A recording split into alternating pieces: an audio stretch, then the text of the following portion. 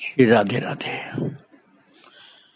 भक्तों, भगवान के यहाँ अनेक दिव्यताओं और अनेक आध्यात्मिक शक्तियों का अनेकानेक अखंडानंद भंडार है।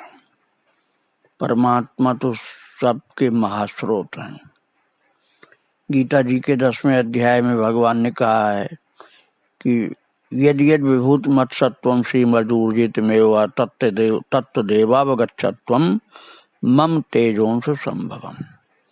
जहाँ जहाँ विशेष विभूति लगे, विशेष श्री दिखलाई पड़े, वहां समझो कि मेरी विभूति काम कर रही है, उस रूप में मेरी विभूति है। ये संत लोग भी जो सिद्ध पुरुष होते हैं भगवत विभूति ही होते हैं। मैं आपको प्रभु की कृपा से श्री विजय कृष्ण गोस्वामी का चरित्र सुना रहा था। तो मैं बतला रहा था कि लोकनाथ ब्रह्मचारी सिद्ध पुरुष थे और महाराज विजय कृष्ण गोस्वामी से थोड़ा सा उनका मतभेद था, लेकिन दोनों ही सिद्ध थे और दोनों भगवान के प्यारे थे। अब भगवान की तो अनंत संतान है। जैसे आपके घर में 4-6 बच्चे हों तो आपको प्यारे तो सभी बच्चे लगते हैं, थोड़ा उनके विचारों में भेद हो सकता है। तो ये लोकनाथ ब्रह्मचारी बारदी नाम की एक जगह है, वहां गुप्त रूप से रहते थे, कोई जानता नहीं था उन्हें।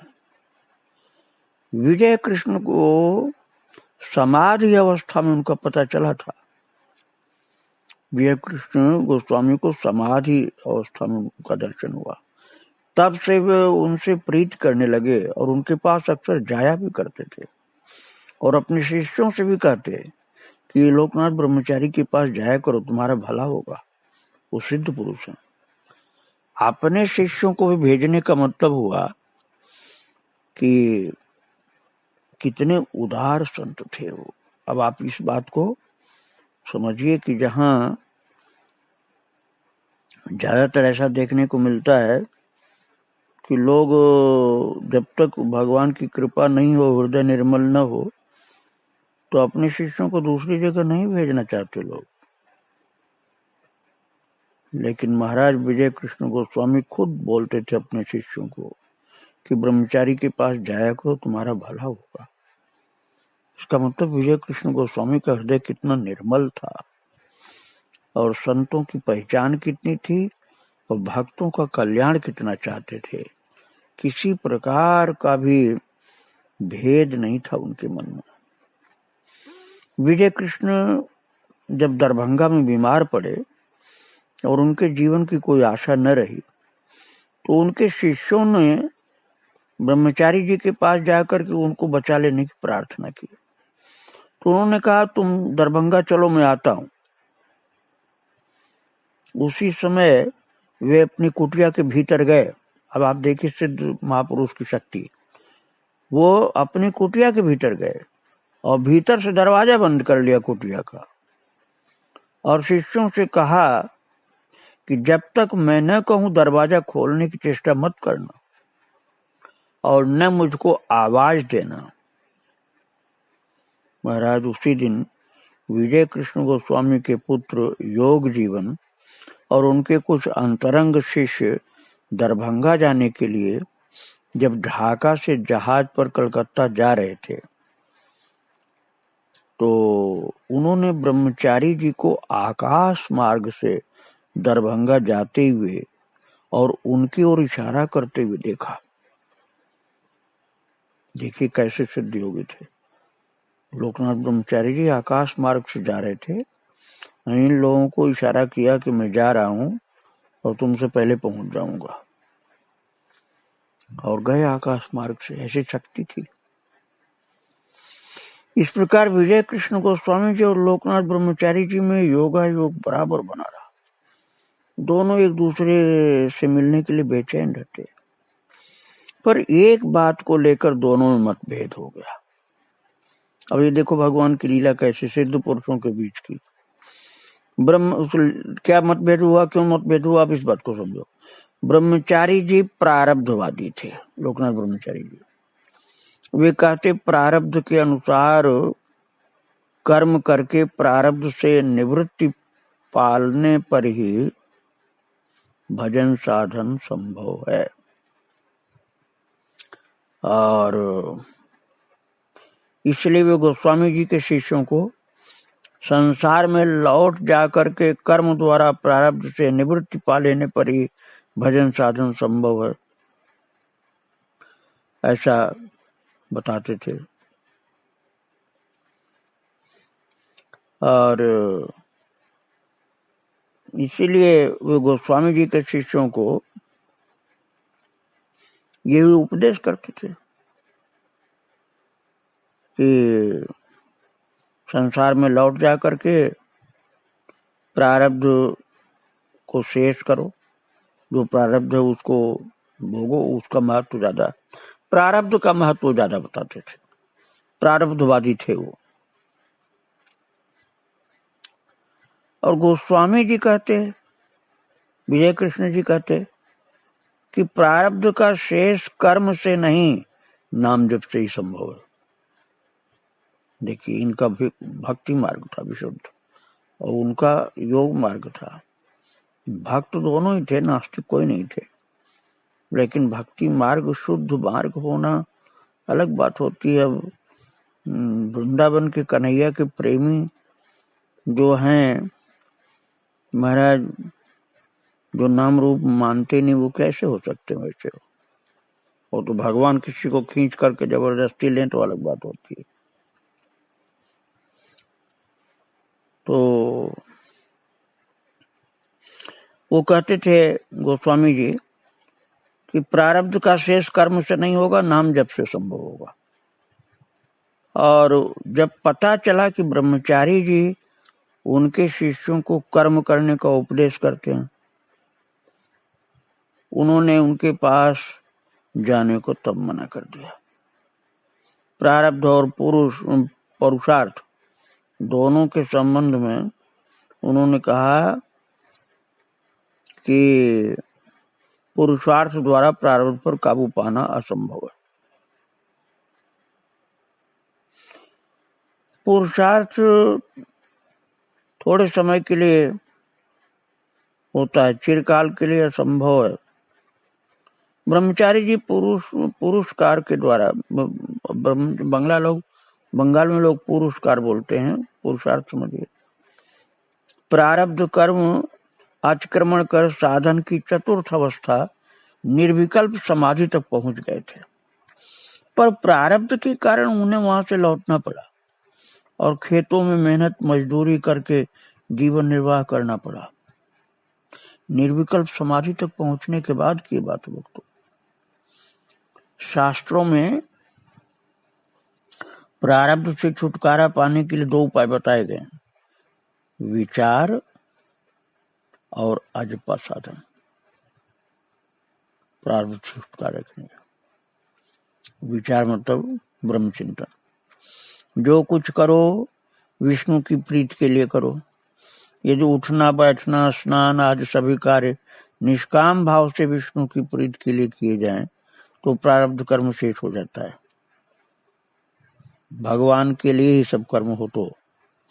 और यदि श्वास प्रश्वास के साथ नाम किया जाए तो और भी आसानी से प्रारब्ध से छुटकारा पाया जा सकता है। भक्तों, ब्रह्मचारी जी की आयु 156 वर्ष की थी। उन्होंने 100 वर्ष और जीवित रहने का संकल्प किया था, पर विजय कृष्ण गोस्वामी से उनका मतभेद इतना बढ़ गया कि उन्होंने 156 वर्ष की आयु में ही शरीर त्याग दिया। विजय कृष्ण उस समय वृंदावन में थे। शरीर छोड़ने के एक दिन पहले ब्रह्मचारी जी रात्रि में सूक्ष्म देह से वृंदावन गए। वृंदावन में आए विजय कृष्ण गोस्वामी के पास। 156 वर्ष की अवस्था थी उस समय ब्रह्मचारी जी की। गोस्वामी जी के पास आए सूक्ष्म देह से, बहुत सूक्ष्म रूप से आए, और सारी रात विजय कृष्ण से महाराज विवाद हुआ उनका। बताओ, ऐसे सिद्ध पुरुष लोगों के बीच की बात है कि विजय कृष्ण से सहजात विवाद किया उन्होंने। विजय कृष्ण ने कहा, आप किसी को अद्वैतवाद की शिक्षा देकर, किसी से अदृष्ट प्रारब्ध की बात कहकर लोगों का मन बिगाड़ रहे हैं। उनके कहने का तात्पर्य है, जो भक्त है तो उसको इस अद्वैतवाद की शिक्षा मत दीजिए, उसको प्रभु से प्रेम करने की बात करिए। और वे साधन भजन छोड़कर न जाने कैसे हो गए। ये गोस्वामी जी ने कहा, विजय कृष्ण जी ने, कि जो आपने ये उपदेश किया है तो लोगों ने साधन भजन छोड़ दिया है, क्योंकि आपकी स्थिति तो उनकी हो नहीं सकती है, वो समझ नहीं पाते इस बात को, और उनका सुधार करना, संशोधन करना कठिन हो जाता है। फिर तो ब्रह्मचारी जी ने कहा, संसार में रहने का मेरा अपना तो कोई प्रयोजन है नहीं, मैं तो लोगों के कल्याण के लिए ही रह रहा हूं। पर जब मुझसे उनका कोई उपकार है नहीं, मुझसे मेरे द्वारा कोई उपकार उनका नहीं हो रहा है, तो मैं शरीर छोड़ दूं। 156 वर्ष के थे और 100 वर्ष और जीना चाहते थे कि जगत का कल्याण करना। विजय कृष्ण जी कह रहे हैं कि जो आप उनको बताते हैं उससे उनका कल्याण कैसे होगा? आप भक्ति और भगवान के प्रेम की बात तो बताते नहीं, आपसे कल्याण इसलिए नहीं हो सकता इनका। तो गोस्वामी जी ने कहा, आपकी जो इच्छा हो तो करेंगे, मुझे आपके शरीर से कोई माया मोह नहीं है। दूसरे ही दिन ब्रह्मचारी जी ने शरीर छोड़ दिया, क्योंकि वो विजय कृष्ण भी सिद्ध पुरुष थे और ब्रह्मचारी जी भी सिद्ध पुरुष थे। तो ब्रह्मचारी जी इसलिए 100 वर्ष और जीना चाहते थे कि लोगों का भला हो मेरे द्वारा। गोस्वामी जी ने कहा, इस तरह से भला नहीं होगा, शुद्ध भगवत भक्ति की बात आप करिए, प्रभु का प्रेम बढ़े इसकी बात करिए, तब तो कल्याण होगा। और आप अदृष्ट प्रारब्ध की बात बताते हैं, अद्वैतवाद की शिक्षा देते हैं, तो लोगों का मन भगवान की ओर नहीं लग करके भटकता है, इससे नहीं कल्याण होगा। तो जब ब्रह्मचारी जी ने समझ लिया कि अब उनके द्वारा कल्याण नहीं होना संसार का, तब 156 वर्ष की आयु में शरीर उन्होंने दूसरे दिन छोड़ दिया। रात में बात हुई थी वृंदावन में दोनों लोगों, दोनों महापुरुषों की, दोनों सिद्धों की, और जब उनके समझ में आ गया कि विजय कृष्ण जी कह रहे हैं इस तरह से कल्याण किसी का नहीं होगा आपके जीने 100 वर्ष और जीने से, तो उन्होंने कहा, मेरे 100 वर्ष और जीने जब किसी का कल्याण ही नहीं हो रहा तो मैं क्या करूंगा जीवित रह के। तो आत्महत्या थोड़े किया, वो तो महान सिद्ध योगी पुरुष थे ना, उन्होंने अपने योग बल से शरीर छोड़ दिया। ऐसे महान योगी तो भगवान से पहले से ही मिले रहते हैं, भगवान उनकी इच्छा अनुसार उनको गति देते हैं, धाम देते हैं, उनकी कोई खराब गति थोड़े होने वाली थी, तो बहुत उत्तम गति के सिद्ध महापुरुष थे। लेकिन जब तक उन्होंने समझा कि मेरे शरीर का जगत के कल्याण में कुछ उपयोग है, तब तक रखा था। तो विजय कृष्ण गोस्वामी की ऐसी ऊंची स्थिति थी कि ऐसे महान सिद्ध लोकनाथ ब्रह्मचारी भी उनकी सलाह मानते थे। मेरे कहने का तात्पर्य है, तो भक्तों, विजय कृष्ण गोस्वामी का सिद्धों के साथ संपर्क बहुत रहा। उनके गुरुदेव परमहंस जी भी सिद्ध पुरुष थे, बहुत सिद्ध पुरुष उनके साथ के रहे, वो असाधारण पुरुष थे। भक्तों, श्री विजय कृष्ण गोस्वामी का बाह्य स्वरूप भी उनके सर्व समन्वयात्मक अध्यात्मवाद के अनुरूप ही असाधारण और विस्मयकर था। उसे देख करके उनके संप्रदाय और आश्रम के बारे में कुछ निर्णय करना कठिन था महाराज। एक बार प्रयाग के कुंभ में उनके स्वरूप को लेकर साधुओं में विवाद चढ़ गया। इस संबंध में साधु समाज का निर्णय प्राप्त करने के लिए एक सभा बुलाई गई। सभा में कहा गया कि वो अपने को सन्यासी कहते हैं, पर वैष्णव होते हुए भी गेरुआ वस्त्र और दंड कमंडल धारण करते हैं, तुलसी की माला और रुद्राक्ष एक साथ पहनते हैं, तिलक वैष्णव का लगाते हैं और कपड़े शैव सन्यासी का पहनते हैं। वे कौन से शास्त्र के अनुसार साधु समाज या वैष्णव मंडली में रहने के अधिकारी हैं? महाराज, अब कुंभ की बात तो वहां सब संत थे ना, इसलिए ऐसी चल पड़ी। और सभा में उपस्थित थे महाराज श्री रामदास काठिया बाबा, श्री भोलानंद गिरी जी, श्री अमरेश्वरानंदपुरी जी, और नरसिंह दास जी बाबा जी, दयाल दास बाबा जी, गंभीर नाथ जी, श्री अर्जुन दास जी, बहुत से उच्च कोट के महापुरुष उस कुंभ में विराजमान थे, सिद्ध लोग थे। ये विजय कृष्ण गोस्वामी के स्वरूप और शक्ति से पहले ही भली भांति परिचित थे। इन्हें साधु समाज को गोस्वामी जी के मर्म से अवगत कराने में देर न लगी। सभा से गोस्वामी जी का अपकार होने के बजाय उपकार हुआ। सारा साधु समाज उनके प्रति आंतरिक श्रद्धा से अभिभूत हो गया, क्योंकि इन सिद्ध पुरुषों ने बताया कि जिनके वेश को लेकर के तुम लोग विवाद कर रहे हो, ये महान अलौकिक विभूति हैं, महान सिद्ध पुरुष हैं। लोगों के समझ में आ गया तो सबने प्रणाम किया। एक बार अर्जुन दास जी विजय कृष्ण गोस्वामी जी के तंबू में पधारे। उस समय रंगिया बाबा नाम के एक सिद्ध योगी वहां उपस्थित थे। वे गोस्वामी जी की योग की विभिन्न अवस्थाओं के बारे में बता रहे थे।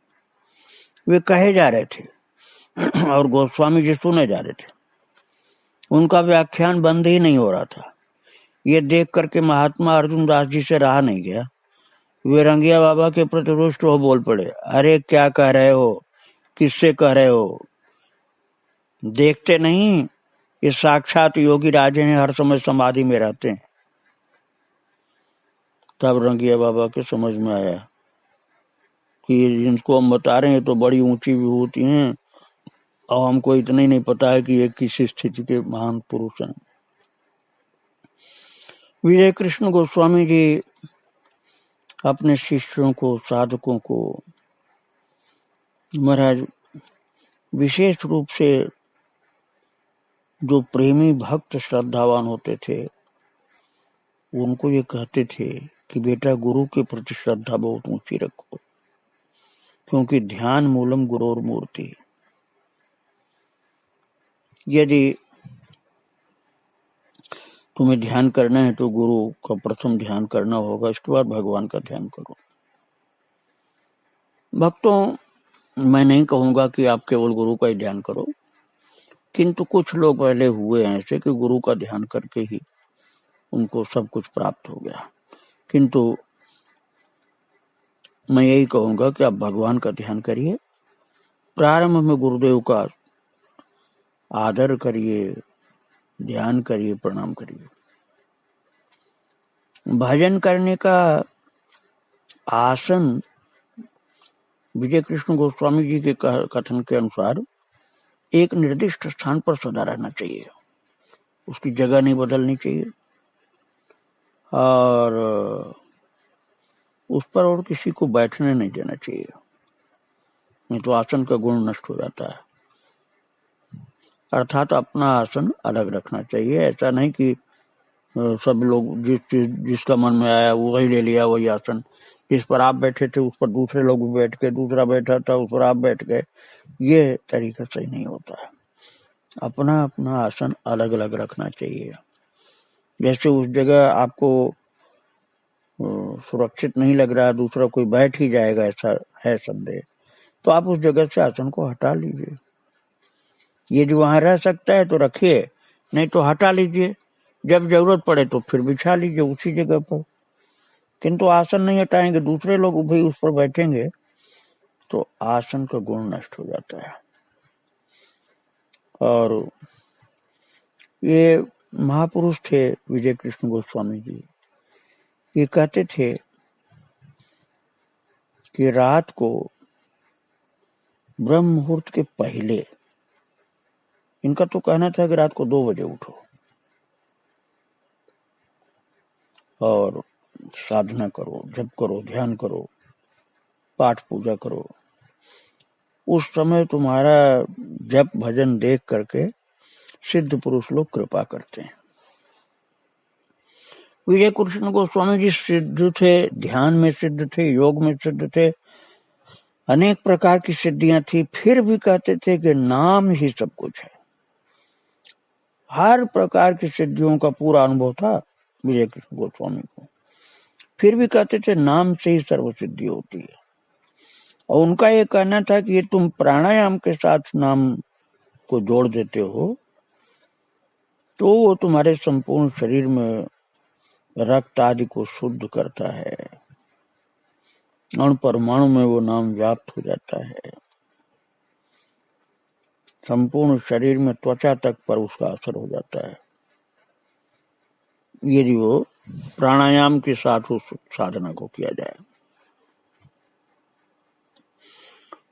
बड़ा अनुभव था महाराज जी का। उनका कहना था कि नाम करते समय आत्मा को शरीर से पृथक जानना चाहिए। देहात्म बोध ही संसार है। जब तक देह के प्रति आत्मबोध बना रहेगा तो तो संसार, और देह से अलग आत्मा है इस बात को समझोगे तो संसार धीरे धीरे छूट जाएगा। महाराज जी कहते थे कि गुरु का आदेश पालन करने से गुरु का संग होता है, चाहे पास में हो चाहे दूर हो। यहाँ तक कि उनका यह कहना है कि गुरु का शरीर जब नहीं हो तब भी गुरु रहते हैं और सदा शिष्य के साथ रहते हैं। शिष्य अपनी श्रद्धा ठीक रखे और साधना करे तो कृपा भी गुरु की मिलती हो, भले ही शरीर से न विराजमान हो। और महाराज उन्होंने तो पता नहीं कितनी बार यह अनुभव किया था कि भक्ति रस में जब कोई सराबोर होता है तो उनके कहने के अनुसार उस व्यक्ति के अंदर जैसे खेचड़ी मुद्रा में ताल उसे दिव्य रस टपकता है, ऐसी भक्ति की उच्च अवस्था में दिव्य रस अपने आप तालू से टपकता है। भले खेचड़ी मुद्रा की साधना उसकी नहीं हो पाई हो, लेकिन बहुत उच्च कोट की अवस्था हो तभी होता है सब। और महाराज जी कहते थे कि यदि आहार का दोष रहेगा तो शरीर रोगी होगा, भजन में बाधा पड़ेगी, भाव दूषित होगा, दृष्टि दूषित होगी। इसलिए आहार का दोष दूर कर देना चाहिए। वृंदावन के विषय में महाराज जी कहते थे कि वृंदावन जागृत धाम है। वृंदावन में लगातार नियम से भाव से रहो। नियम से रहने का तात्पर्य भगवत भजन युक्त रहे तो दीर्घ काल में वो असर दिखलाई पड़ता है धाम महाराज का। और उसमें मुख्य रूप से वो बताते थे कि हिंसा नहीं होने पावे किसी के प्रति, पर निंदा न हो, व्यर्थ समय नष्ट न करें, प्रतिक्षण साधन भजन में लगे रहें, जप में या ध्यान में या सेवा में। उनका ये कहना था कि ये सभी कल्याण करते हैं। जप ध्यान सेवा ये सब भगवत भाव से करे तो सब कल्याण करते हैं। और बिना भगवान को भोग लगाए कोई वस्तु नहीं ग्रहण करे और अभिमान को अपना सबसे बड़ा दुश्मन समझे तो धाम महाराज की कृपा जल्दी होती है। और विजय कृष्ण गोस्वामी जी महाराज इस बात पर बहुत बल देते थे कि साधन भजन के लिए वर्तमान समय ही सबसे अधिक उपयुक्त है। जो करना वो अभी कर लो, कल के लिए नहीं छोड़ो। अरे उन्होंने तो अपने पास आने वाले उत्तम कोटि के साधकों के लिए ये कहा था कि अपनी कुटिया की दीवार पर बड़े अक्षरों में लिखो। क्या लिखो महाराज? उन्होंने लिख करके दिया था कि ये लिखो, यह समय फिर नहीं आएगा। क्या लिखना है? यह समय फिर नहीं आएगा। ऐसी जगह लिखो कि जो दिखलाई पड़े रोजाना, उस पर विचार करो और साधना करो, क्योंकि इसी कार्य के लिए शरीर मिला है। ऐसे मंगलमय उपदेश उनके थे। उन महान संत विजय कृष्ण गोस्वामी के चरणों में बारंबार प्रणाम। श्री राधे राधे, जय श्री राधे। उनकी कृपा हम सबको प्राप्त हो। अनंत बार प्रणाम। श्री राधे राधे।